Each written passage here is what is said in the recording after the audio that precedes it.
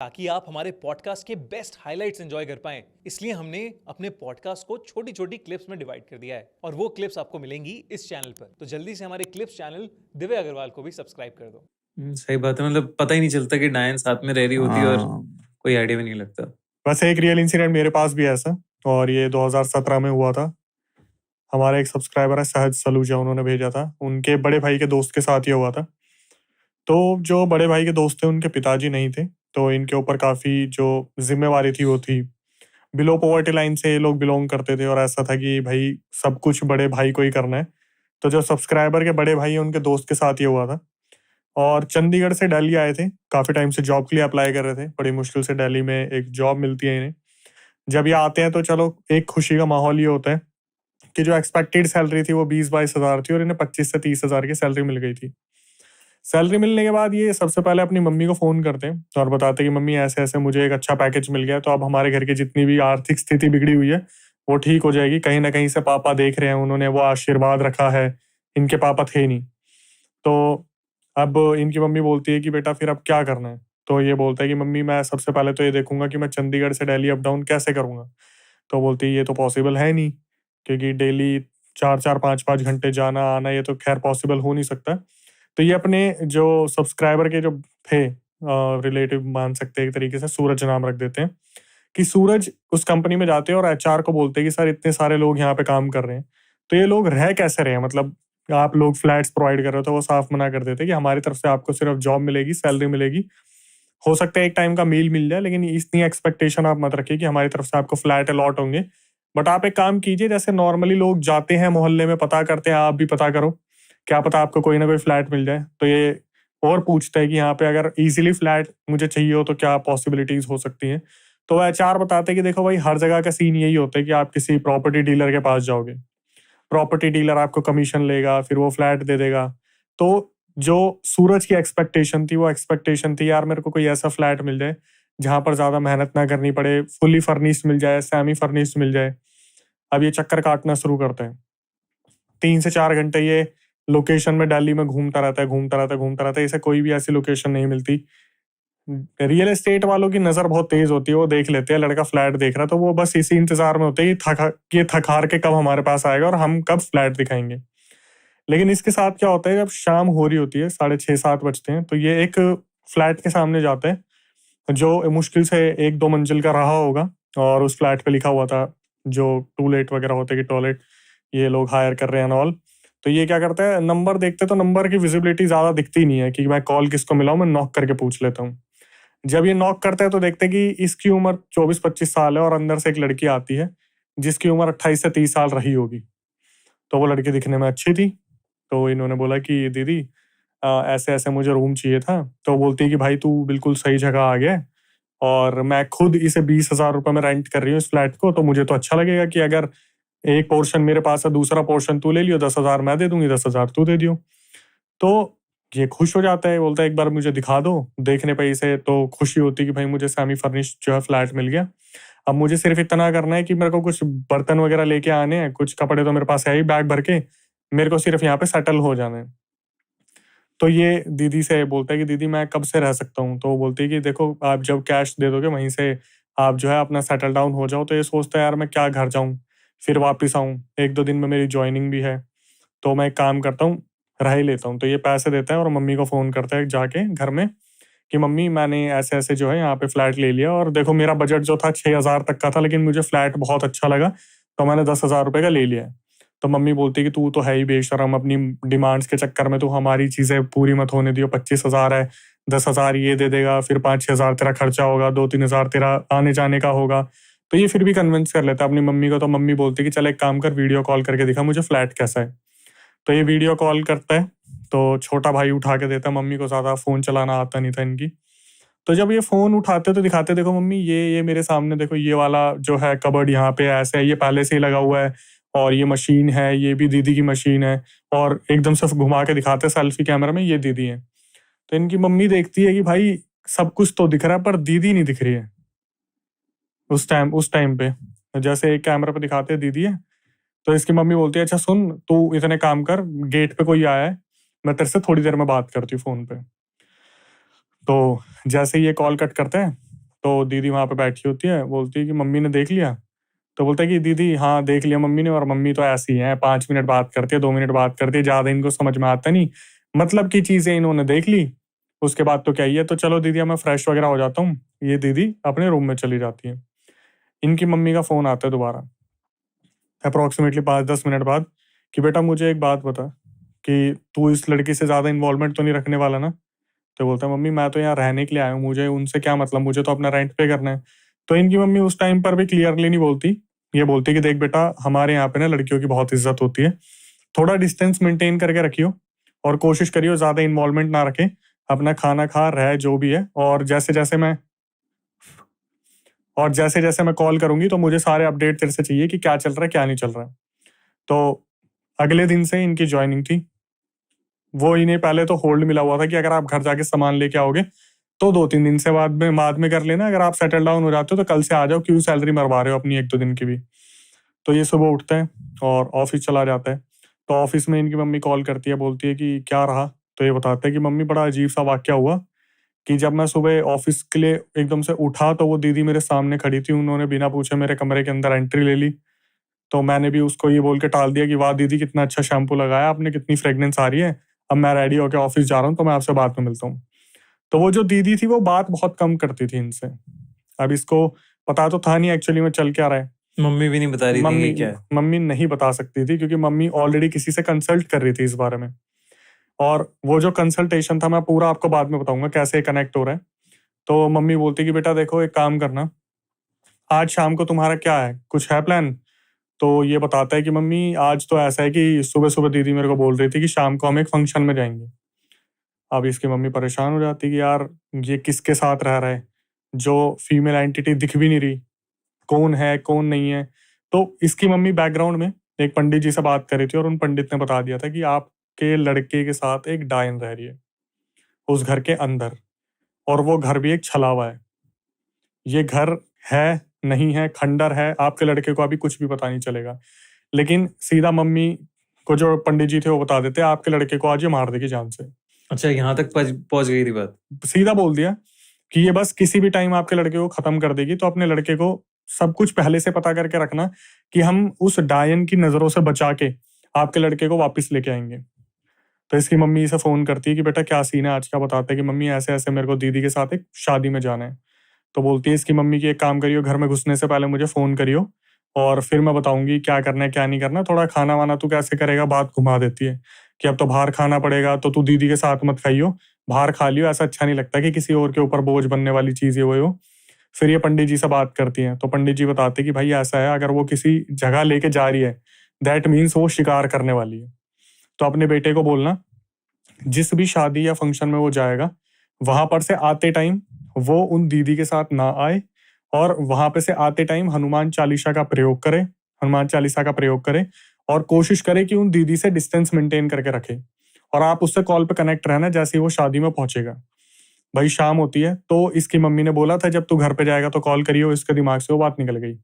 7:30 बजे घर में घुसता है, फिर इसे याद आता है कि यार शिट मैंने मम्मी को कॉल नहीं करा, ऑफिस से निकलने से पहले मुझे कॉल करना था। तो अपनी मम्मी को फोन करते हैं तो मम्मी बोलती कि तू बहुत बड़ा नालायक है, मैं तेरे को कुछ भी बोलूंगी वो तेरे को समझ में नहीं आएगा, अब तू जा फंक्शन में, लेकिन थोड़ा सा इस तरीके से देख के जाइयो कि रात का टाइम है, मीठा तू पक्का खाएगा तो वैसी कोई चीज ना हो जाए, तो मैं तेरे को कॉल करूंगी, तू पक्का मुझे कॉल करियो जब भी तू फ्री होगा, हम बात करेंगे और मैं तेरे को बताऊंगी, मैं कॉल पे कनेक्टेड रहूंगी जब तक तू घर नहीं पहुंच जाएगा।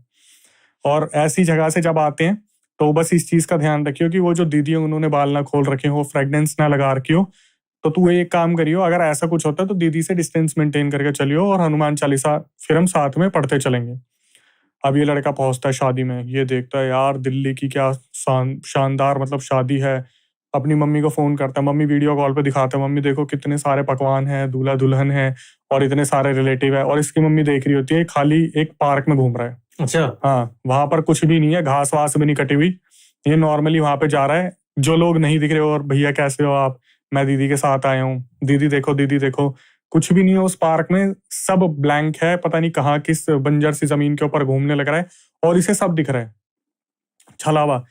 इस भाई ने वहां पे खाना भी खाया, इस भाई ने वहां हाथ भी मिलाया, ये दूल्हा दुल्हन से भी मिलके आया, और जब निकलने वाले थे तो इसने अपनी मम्मी को फोन करा कि मम्मी देख रहे हो यहाँ की शादी कितनी शानदार होती है, कितना पैसा खर्च करा जाते हैं यहाँ पे। तो इसकी मम्मी बोलती है पहले मुझे ये बता कि उस दीदी ने बाल वाल तो नहीं खोल रखे। तो बोलते हैं हाँ बाल तो खोले हुए दीदी ने। बोली महक तो नहीं आ रही? दीदी ने बहुत परफ्यूम लगा रखा है। तो इसकी मम्मी बोलती है काम कर थोड़ा पीछे आ और मेरे साथ हनुमान चालीसा पढ़ता हुआ चल। अब इनकी मम्मी के दिमाग में ये था कि कहीं भी अकेला मौका मिला या कोई भी जगह ऐसी मिली तो इसका काम तमाम हो जाएगा। ये अपने पूरी डायन की नगरी में इसे घुमा के लेके आ गई। वो कौन सी एंटिटीज थी क्या थी कुछ नहीं पता, बस इस टाइम पे हनुमान चालीसा पढ़नी है। जब ये माँ और बेटा दोनों हनुमान चालीसा पढ़ते हैं तो वो दीदी थोड़ी आगे चल रही थी, तो एकदम से इसके लेसिस वगैरह खुलते हैं। ये बोलते हैं एक सेकंड मम्मी रुकना, लेसिस बांधते हैं। ऊपर देखते तो इसकी मम्मी बोलती है दीदी कहाँ गई? बोलता पता नहीं शायद दीदी जल्दी निकल गई होंगी आगे। तो इसकी मम्मी पूछती है रास्ता कैसा है? तो बोलता मम्मी जिस हिसाब की शादी थी रास्ता तो बड़ा अजीब है, बड़ा सुनसान सा रास्ता है। तो इसकी मम्मी भाई डर जाती है, बोलती है काम कर तू थोड़ा जल्दी जल्दी चलना शुरू कर, तू दीदी पहुंच गई तू नहीं पहुंचा, जल्दी पहुंच। वहां पे पहुंचता है। अब इसकी मम्मी से बोलते देख बेटा मुझे ऐसा लगता है कि तुझे ना उस औरत के साथ मतलब लड़की के साथ रहना नहीं चाहिए, तू चेंज कर ले, ऐसा अच्छा नहीं लगता, हमारे परिवार में शोभा नहीं देता, कल को कोई तेरे पे इल्जाम लग जाए, कुछ नाम आ जाए। तो पंडित जी बार बार इन्हें ये बताते आ रहे थे कि हमें इसे चुपचाप ही निकालना है। अगर उस डायन को कहीं से कहीं तक खबर लग गई कि भाई पता चल गया तो आपका लड़का खत्म हो जाएगा। ये लड़का बड़ी मुश्किल से सोता है, अंदाजा तो ऐसा होता ही नहीं इसके साथ हो क्या रहा है। जब ये सुबह उठता है तो ये देखता है इसकी बॉडी पे स्क्रैचेस के निशान है इसके अलग अलग जगह पे, और हाथ में ऐसा लग रहा था जैसे दांत गड़ा हुआ है या फिर कुछ पिन गड़ी हुई है। तो सुबह जब इसकी मम्मी का फोन आता है तो इसकी मम्मी पूछती है बेटा तू ऑफिस नहीं गया? बोला मम्मी देखना एक बार वीडियो कॉल पे दिखाते हैं कि देखना अजीब अजीब से निशान हो रहे हैं, जैसे पता नहीं रात को कोई बिच्छू काट गया, कोई बिल्ली नोच गई। तो इसकी मम्मी फिर दोबारा परेशान हो जाती कि बेटा एक काम कर, सबसे पहले तो तू ऑफिस जा, छोड़ मत ऑफिस को और फिर मैं तुझे बताती हूँ।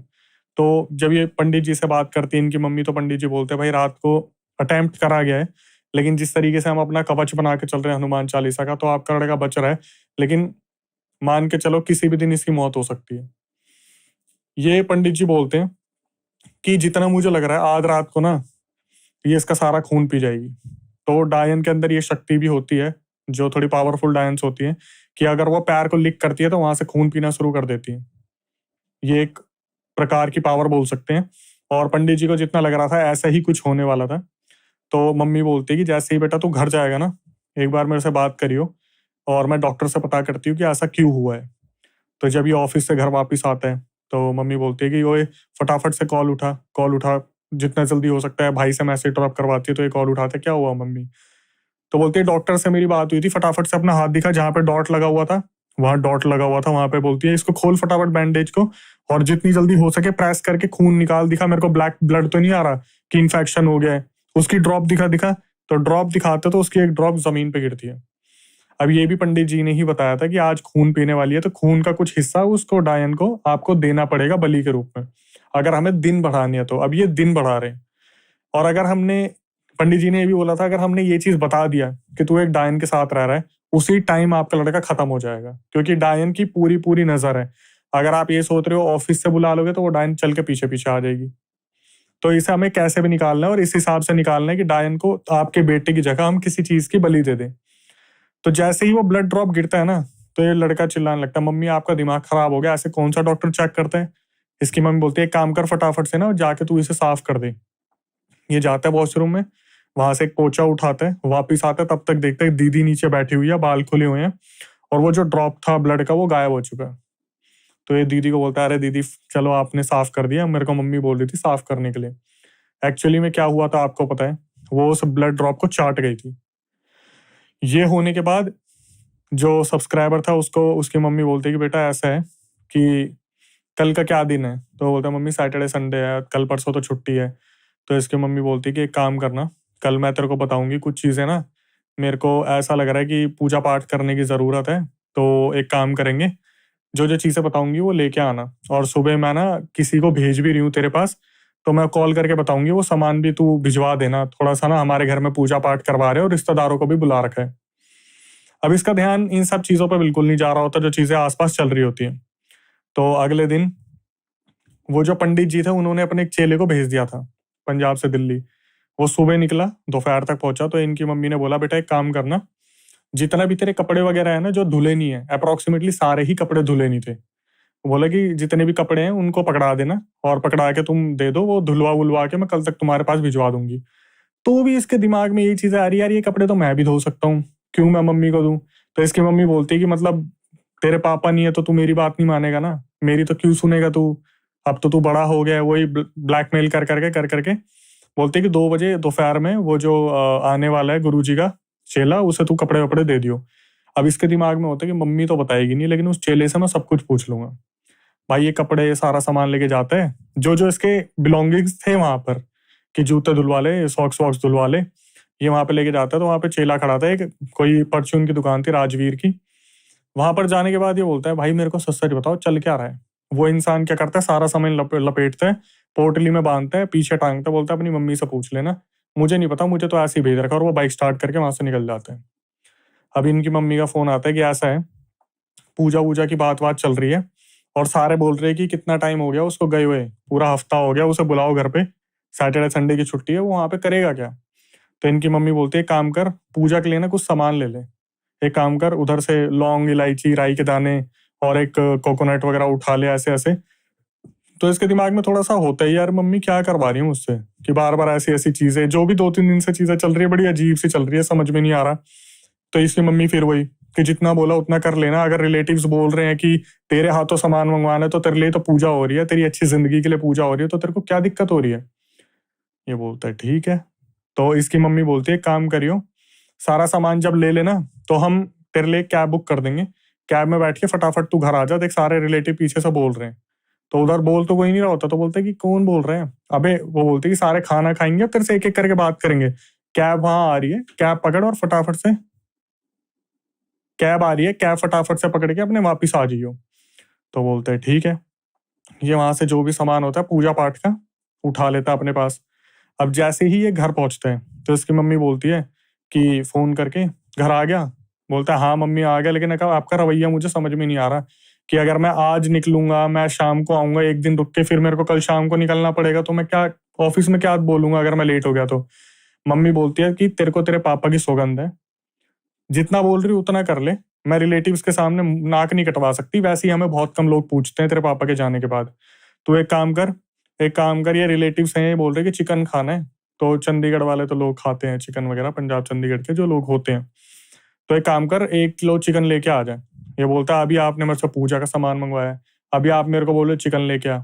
तो बोलते एक काम कर, तो दीदी तो रह ही रही है ना तेरी वहां पे, उन्हें तो पता ही होगा आसपास कहाँ चिकन मिल रहा है। तो ये पीछे मुड़ के देखता है, दीदी इसकी वहीं खड़ी होती है।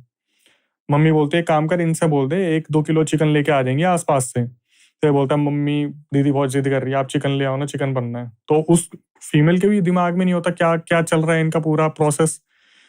ये जाती है 3 गली छोड़ के। इसकी मम्मी बोलती है ध्यान से सुन, ये जितना भी सामान है यहीं की यहीं छोड़ दे, जितना भी है चौतरे पे खोल दे इसको, और जितनी जल्दी हो सके कैब में बैठ और सीधा घर आ जाए। ये यहाँ से बोलता है आप क्या बात कर रहे हो। बोलते तुझे तेरे पापा की सौगंध, तुझे मेरी सौगंध, जिस लड़की के साथ तू रह रहा है वो लड़की नहीं है, डायन है।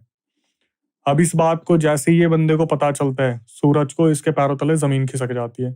इसे अप्रोक्सीमेटली प्रोसेस करने में टाइम लग जाता है कि ये चल क्या रहा भाई, डायन क्या होती है, क्या कर रही है, क्या नहीं कर रही।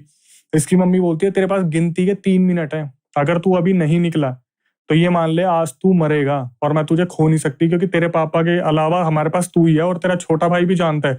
पीछे से छोटा भाई जो होता है वो चिल्ला चिल्ला के भैया आ जाओ, भैया आ जाओ, हमने भी वीडियो कॉल पे देखा, कोई नहीं दिखता, भैया आप आ जाओ।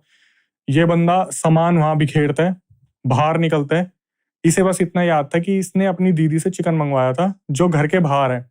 ये बंदा कैब में बैठता है, पीछे मुड़ के देखता है, वो दीदी घर के अंदर थी, हाथ में एक पन्नी थी जिसमें पूरा खून लगा हुआ था।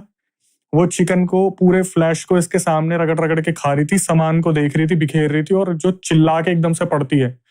ये बंदा कैब से सीधा घर पहुंचता है। पहुंचते पहुंचते इसकी तबीयत बहुत बुरी तरीके से खराब हो जाती है।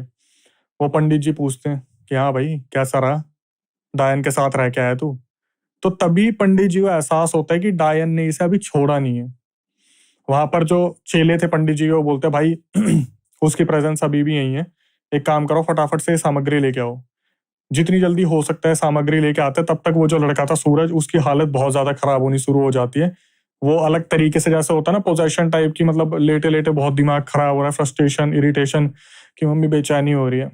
मम्मी बेचैनी हो रही है यार, सांस नहीं आ रही मम्मी सांस नहीं आ रही, क्या करूं। वो पंडित जी बोलते कि जल्दी जल्दी जितनी जल्दी हो सकता है थालियां लगाओ, पूरा सामग्री का हवन क्रिएट करते हैं। और जब वहां पे हवन सामग्री शुरू होती है तब उस घर में औरतों के चिल्लाने की आवाज आती है। कहाँ से ये नहीं मालूम। कम से कम 1-2 घंटे वहां पे हवन चलता है, जहां पर वो जो सूरज था लिटरली इस तरीके से चिल्ला रहा था जैसे उसके ऊपर कोई मारण प्रयोग हो रहा है। पूरे 1 घंटे तक ये वहां पर पूरी प्रोसेस चलता रहा, जहां पे सामग्री बार बार उसमें हवन में डाली गई। 1 घंटे बाद ये लड़का अपने होश में आता है, जहां पर ये बताता है कि मुझे एक एक चीज दिख रही थी जो वीडियो कॉल पे ना तो इसकी मम्मी को दिख रही थी ना इसके भाई को दिख रही थी। इस लड़के को स्टेबल होने में 4 साल लग गए। 4 साल ये सारी चीजें भुलाने में। अब सोचो 2017 या 2019 में समथिंग हुआ था, कितना टाइम लगा होगा इस बंदे को बाहर आने में। और आज भी ये चीज कही जाती है, दिल्ली, राजस्थान, हरियाणा, यूपी, बिहार, एमपी ऐसी जगहों पे डायन लोगों के बीच में रहती है। और इसी तरीके से रहती है कि अगर वो इंसान, मतलब जो सूरज अगर कभी सोचता भी है तो उसके दिमाग में आता है कि मैं किस खंडर में रह रहा हूँ, कौन सी शादी मैंने अटेंड की, किसके साथ में रह रहा था। और यहाँ पे सबसे बड़ा जो रोल आता है कि माँ ने अपने बच्चे को किस तरीके से मौत के मुंह से बाहर निकाला। सही बात है। बिलीव करना कितना जरूरी है अगर आपको कोई गाइड करने वाला है तो। हाँ, ये कैसी माया की दुनिया है।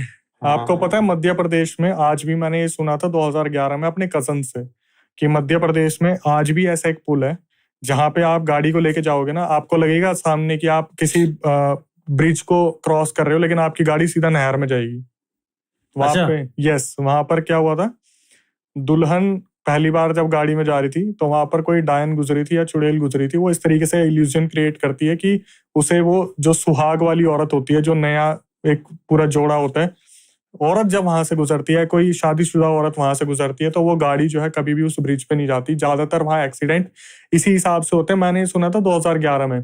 अब मेरे पास वो रियल इंसिडेंट आ रहा है कि मध्य प्रदेश में भाई ऐसा एक पुल था जहां पर हमारे रिलेटिव के साथ ऐसी चीज हुई, या आज भी ये चीज है मध्य प्रदेश में। डायन के छलावे से बच के रहें। और अगर आपको डायन की कोई ऐसी कहानी पता है तो हमें जरूर भेजें, कमेंट्स में लिखें। Thank you so much Akshay, thank you so much Prince sir. ऐसे ही पॉडकास्ट का सिलसिला जारी रहेगा होपफुली।